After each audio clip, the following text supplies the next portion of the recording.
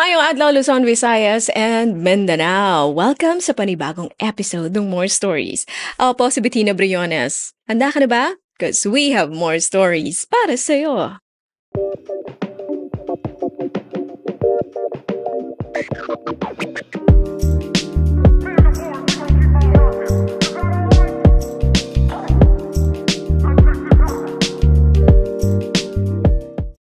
Hindi ko kayang makipagsabayan. Yan ang nasabi ko sa sarili ko. Matapos lahat ng nangyari, hindi ko na kailangang marinig ang mga salitang, "Mababa ka," para lang maramdaman kong hindi ako kasali. Magandang araw po sa inyo, DJ Bettina. Ako po si Jomar, 26 years old, breadwinner ng pamilya. Simula nang makahanap ako ng trabaho late last year, halos lahat ng sweldo ko napupunta sa bahay. Hindi po ako mayaman, pero hindi rin po ako tamad. Ang goal ko lang ay makatulong sa pamilya at maiahon sila kahit paunti-unti. Nakilala ko si Clara sa isang client company namin. Yung tipong babae na kapag ka dumaan mapapatingin ka talaga.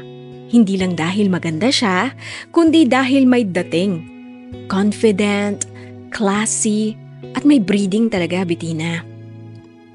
Hindi ko rin alam kung paano nangyari, pero naging kami. Mabait siya, simple lang kumilos, kahit halatang lumaki sa ginhawa. Nung una kinabahan ako, kasi alam kong magkaibang mundo namin. Pero sabi niya, "Hindi ko naman minahal yung mundo mo.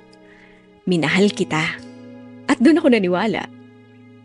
Pagkalipas ng ilang buwan, bigla akong niyaya ng pamilya ni Clara na sumama sa trip nila sa Hong Kong. Tuwang-tuwa ako noon kasi first time kong makalabas ng bansa.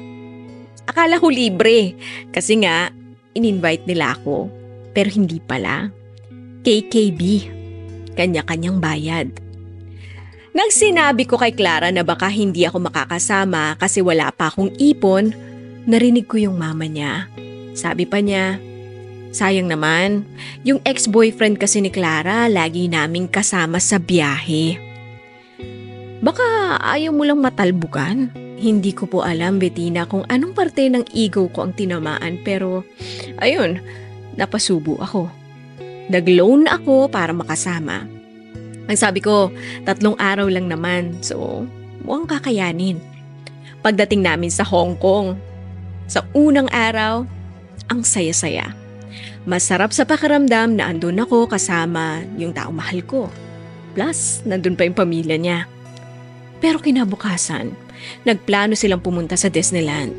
Sabi ng mama niya, "Jomar, baka gusto mong magpahinga na lang muna dito sa hotel. Mahal yung ticket dun eh." Sabay sabi ng kapatid niya na, "Tsaka baka ubusin mo yung pera mo sa pasalubong." Sabay tawa. Natahimik lang ako. Pero nung narinig ko yung sabi ng tatay niya na, kung Disneyland nga hindi niya kaya, paano pa kaya yung future ng anak ko sa kanya? Parang gusto kong lamunin na lang ng lupa. At si Clara, tahimik lang. Walang kaibo. Kinagabihan, sinubukan ko makipag-usap kay Clara. Sabi ko, "Kung ayaw nila sa akin, sabihin mo na lang. Hindi ko naman ipipilit yung sarili ko." Pero ang sagot lang niya, "Jom, please, hayaan mo na lang. Ayokong lumaki pa." At doon ko naramdaman na hindi na kami team. Parang ako na lang yung lumalaban sa laban naming dalawa. Kinabukasan, sumama pa rin ako sa Disneyland kahit na ang bigat-bigat sa bulsa, Bettina. Ayoko lang maramdaman na hindi ako karapat-dapat. Pero habang naglilibot kami, walang gustong lumapit sa akin. Hindi man lang ako tinatawag ni Clara para sumama sa pictures. Narinig ko pa yung mama niya ang sabi, "Ayan oh, baka inutang yan." Ang sakit, Bettina. Hindi dahil wala akong pera, kundi dahil pinaparamdam nila na yung value ko, presyo lang ng ticket. Pagbalik namin sa hotel, nag-impake na ako. Sabi ko kay Clara, "Uuwi na lang ako." Hindi niya ako pinigilan. Tahimik lang siya. Kinabukasan, nauna akong umalis. Pero habang nasa airport ako, may message siya sa akin. Ang sabi, "Jom, sorry. Hindi na kita nasabihan. Nag-extend kami ng 2 days. Book na ni mama yung ticket eh. Next time na lang ha." Ni walang I love you, walang ingat, walang kahit ano. Pagbalik ko sa Pilipinas, nagpatuloy ako sa trabaho. Tahimik lang ako, pero sa loob ko, wasak na ako. Tinulungan ko pa rin yung pamilya ko, nagbayad ng utang sa loan, pero sa gabi, paulit-ulit kong tinatanong ang sarili ko, worth it ba? Worth it bang ipilit ang sarili sa mundong hindi ka naman talaga tanggap? Pagkalipas ng 2 linggo, nag-message si Clara. Ang sabi niya, "Pwede ba tayo mag-usap?" Nagkita kami sa isang cafe. Akala ko, babawiin niya lahat ng nangyari, pero iba pala.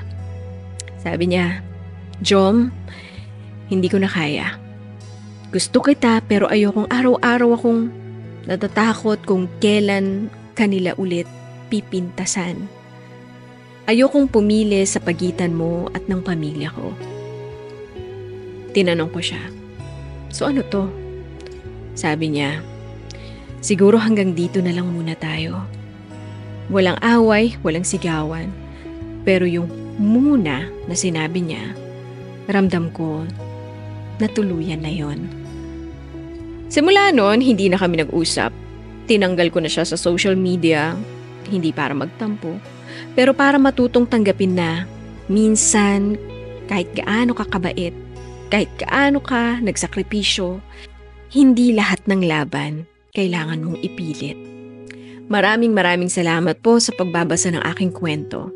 Hanggang dito na lamang ang inyong kamorkada, Jomar.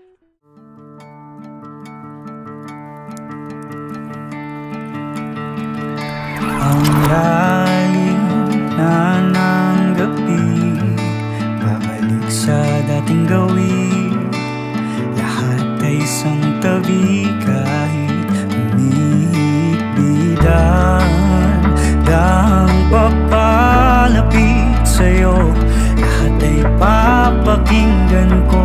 Maingay man ang iyong mundo.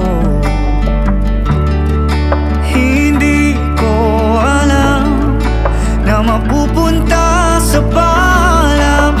Hindi na ba ramdam ang sandaling hiram? Dito na lang ba ako?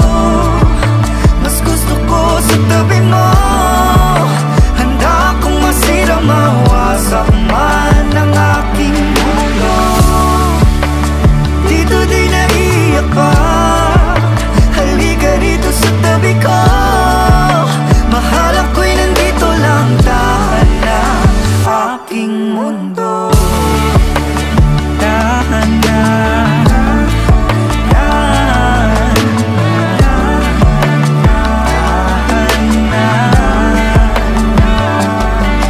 Hindi mo ko mapapalis. Umabot man ang hating gabi. Huwag kang masyadong mag-isip. Hayaan mong ako na lang. Handa kong saluhin, tanggalin, harapin sarili ni lahat ng pait na bumubulok sa iyong mundo. Kahit na hindi ko alam na mapupunta sa paalam. Hindi na ba ramdam ang sandaling hiram? Dito na lang ba ako? Mas gusto ko sa tabi mo. Handa akong masira, mawasak man ang aking mundo.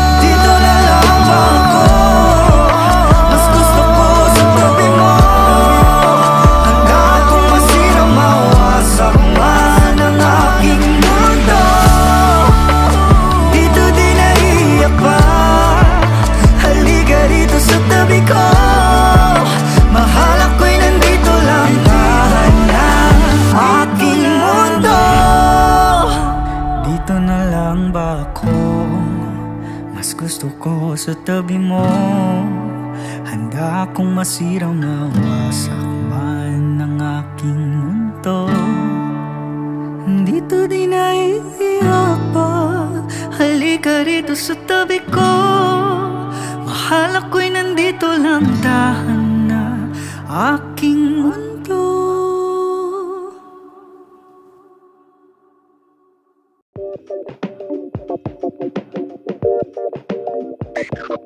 Grabe, no? Doon lang talaga nasusukat yung value mo sa kung ano yung kaya mong ibigay, sa kung ano yung posisyon mo para sa ibang tao. Kung may pera ka, tsaka ka mahalaga. Alam mo yung taong marunong lang humiti kapag ka nasa taas ka. Yung mga tipong nagiging mabait lang sa'yo kapag ka alam nilang meron ka pang ibubuga. Nakakagigil yung mga ganyang klaseng tao. Parang, ay nako, mga user talaga. Uy, hindi lang nangyayari yan sa relasyong magjowa. Hindi lang ganyan kay Jomar. Kahit sa kaibigan, sa pang-araw-araw, nakakilala tayo ng mga ganyang klaseng tao. Mabait lang sa'yo kapag ka may kailangan, di ba? Kagigil lang kasi hindi mo naman talaga kailangan ng sobrang daming pera para respetuhin ka ng tao. Pero sa mundo kasi natin ngayon, parang pera na lang ang sukatan ng halaga ng tao. Pansin mo ba yon? Nakakainis, no?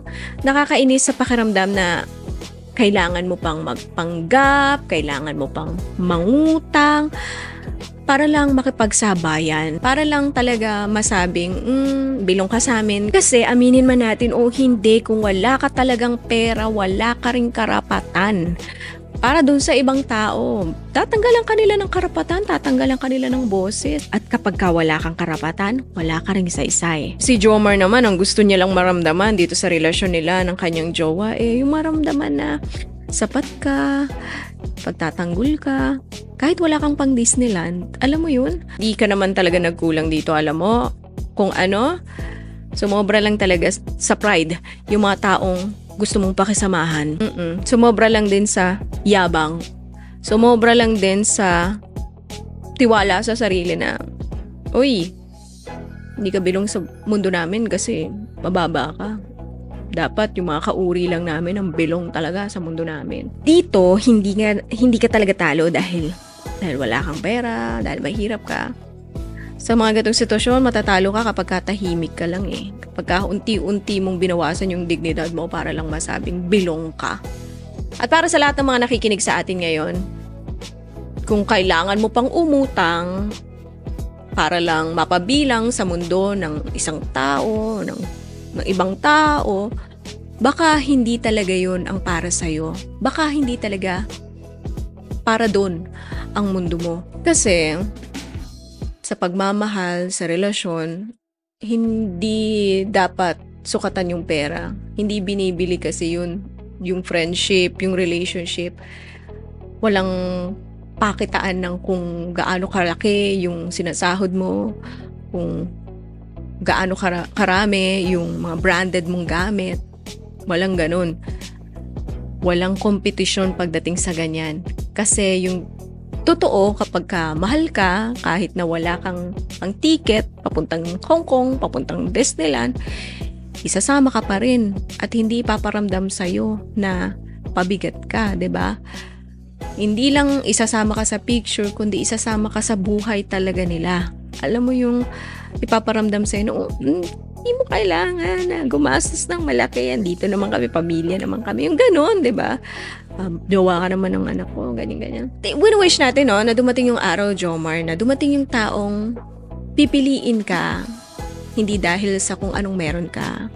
Pag dumating yon, huwag mo nang pakawalan. Ayun lamang kapamilyang Kamorkada, maraming salamat sa pakikinig hanggang matapos, di ba?